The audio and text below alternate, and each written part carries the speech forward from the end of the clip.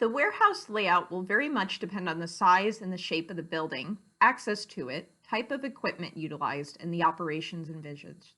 As we talked previously about the picking, there is no silver bullet for the warehouse layout.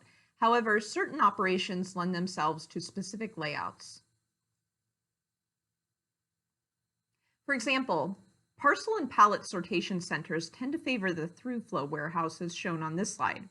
With a through flow warehouse, there are no issues with congestion, but travel distances are increased. Having doors on both sides of the warehouse requires increased security and access, either via two separate external gates or a perimeter road around the outside of the warehouse. Having access on more than one side of the warehouse will also restrict future expansions. The most popular layout tends to be the U-flow shaped. And here we see how receiving and dispatch are on the same side of the building, ensuring high dock utilization and facilitating cross-docking.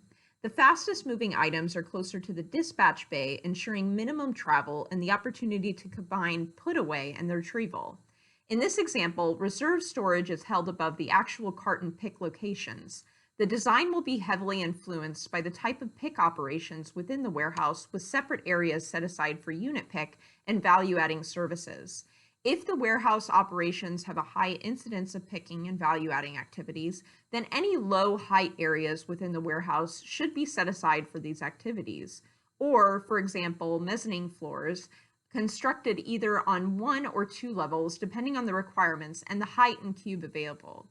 A through-flow warehouse that we showed previously provides a layout where the movement is in the lines and it's more natural. Each layout has its own advantages and disadvantages.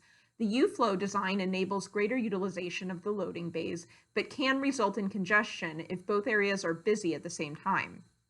It also makes security easier and access is through one side of the warehouse. When facing a shortage of space within the warehouse, there are a couple of options available. We could expand the warehouse where we could rent additional space. We could create more space within the existing premises. If the companies are unwilling or cannot afford to rent external space and is unable to expand the existing warehouse or make significant structural changes, there are ways of increasing the number of storage locations without major upheavals. A potential solution is to increase available space within a warehouse and reduce inventory levels. Although it may sound strange to suggest looking within the existing facility, there are options that might have been overlooked.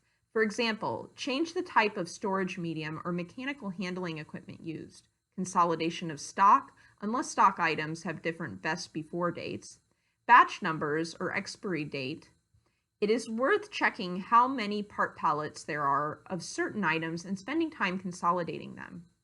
This does require the use of labor, but the trade-off is between freeing up of additional space and costs, reducing beam heights within the warehouse to accommodate smaller, full, or part pallets. Moving from fixed locations to random locations in a warehouse with fixed locations, the same product is always held in the same location regardless of quantity. With fixed locations, if an item is out of stock, you cannot use that location for anything else.